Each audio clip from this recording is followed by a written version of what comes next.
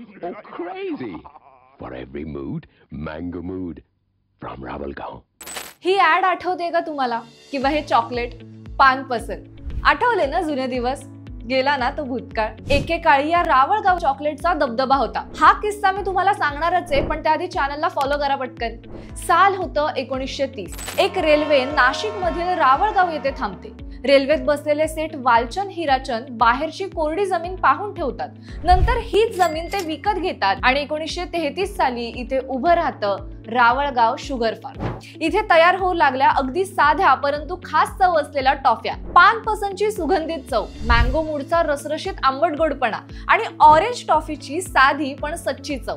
या सर्वांनी भारतीय घराघरात जागा मिळवली. शाळेतल्या टिफिन मध्ये, परीक्षेनंतरच्या बक्षिसात, लग्नाच्या पंक्तीत या टॉफ्या सगळीकडे येत होत्या. पण हळूहळू प्रोडक्शन कॉस्ट आणि स्पर्धा यामुळे रावळगाव चॉकलेट मागे पडले. पण लोकांच्या मनात आठवणी मात्र ठेवून गेलं.